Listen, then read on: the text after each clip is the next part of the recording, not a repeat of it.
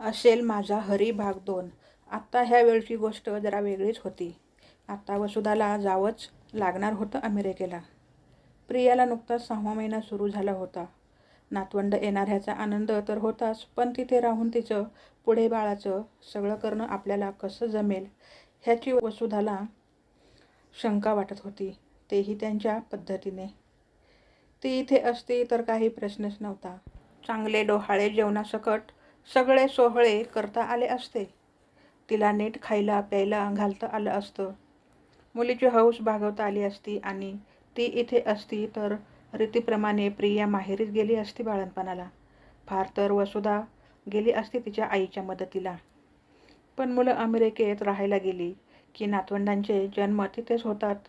वसुधा इथे घरात सगळं करत होती, तरी तिला अमेरिकेतल्या वातावरणाचं टेन्शन आलं होतं. इथे स्वयंपाक करणं वेगळं, पण तिथे त्यांचा गॅस तरी पेटवता येईल की नाही कुणास ठाऊक. मग त्या बिना फ्लेमच्या गॅसवर चांगला इंडियन स्वयंपाक जमेल का? मसाले परतणं वगैरे. मग त्याशिवाय चांगला स्वयंपाक तरी कसा जमणार? शिवाय बाकी सगळ्या मशिनी वापराव्याच लागणार. अर्थात त्याच्या घराची सगळी माहिती त्याने सांगितली तशी, आणि व्हिडिओ कॉल करताना त्याने घर दाखवलं तशी तिला मिळत होती प्रत्यक्ष, तर ती कधी तिथे गेलेलीच नव्हती.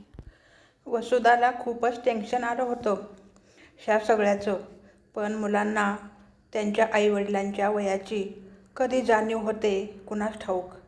त्यांनी लहानपणापासून बघितले असते ती काय वाटेल ते करू शकणारी त्यांची आई. त्यामुळे वय वाढलेले, घाबरलेली, भीती वाटणारी आई त्यांना दिसतच नाही. वसुधा आत्तापर्यंत तरी प्रियाच्या बाळंतपणाची ही सगळी जबाबदारी प्रियाची आई घेईलच असं गृहीत धरून चालली होती. कारण कुठलीही मुलगी तिच्या आईबरोबर जास्त कम्फर्टेबल असणार न, तेही अशावेळी. पण प्रियाची आई अजून नोकरी करत होती. जबाबदारीची नोकरी होती तिची. तिला एवढ्या सुट्ट्या घेणं शक्य नव्हतं. इयर एंडची कामं असणारी होती. ती डिलिव्हरी झाल्यावर जेमतेम 15-1 दिवस वसुधाच्या मदतीला म्हणून तिथे येणार होती. तेही वेळेवर. तिच्या सुट्ट्यांचा काही प्रॉब्लेम नाही आला तर. आंटी जी, आप टेंशन मत लो, यहाँ का सब कुछ मॅनेज हो जाएगा. निघण्याच्या आधी एकदा प्रियाचा फोन आला.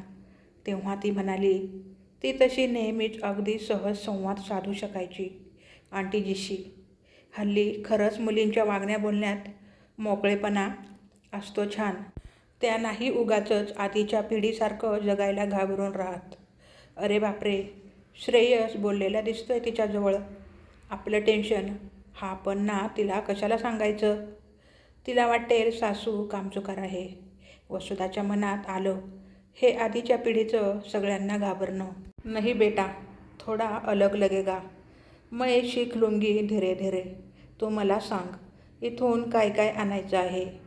तुला लागणारं काही सामान उघडपणे ती म्हणाली. आंटी, सिरियसली डोंट वरी, आप कुछ मत लाइए, बस आप आ जाओ. आपके लिए एक सरप्राइज है यहाँ. आने के बाद पता चलेगा. फोन ठेवत प्रिया म्हणाली.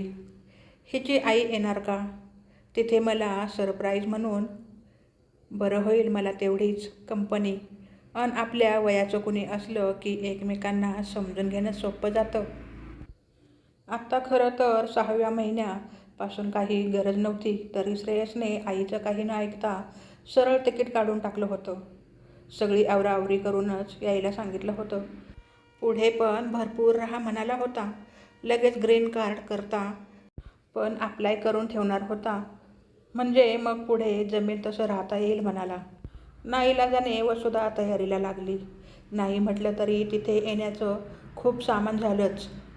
प्रियाकरता छान कॉटनच्या कुर्तीज, इथली खास ज्वेलरी. मुलींना तर काय कितीही दागिने असले तर आवडतातच. शिवाय प्रियाला तर होतीच हौस ह्या सगळ्यांची.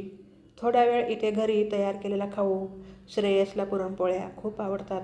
आता तिथे कितपत जमतील करायला ते माहीत नाही, म्हणून इथूनच करून घेतल्या थोड्या चकल्या, कसली कसली पिठं आणि काय काय. चांगलं 60 किलो वजन नेलेलं चालणार होतं म्हणे. वसुधाने अगदी पुरेपूर फायदा घेतला त्याचा. शिवाय सरप्राईज म्हणून प्रियाची आई नाही, पण त्यांची एक बॅग आली प्रियासाठी सामान घेऊन. इथे तर लोक आहेतच मदतीला. टॅक्सीत सामान वगैरे ठेवू लागायला. एकदा चेक इन केलं की झालं, तिथले तिथे बघू. कथा कशी वाटली कमेंट करून नक्की सांगा. आवडली असेल तर चॅनलला लाईक, शेअर, सबस्क्राईब करा. भेटूया पुढच्या भागात. तोपर्यंत धन्यवाद.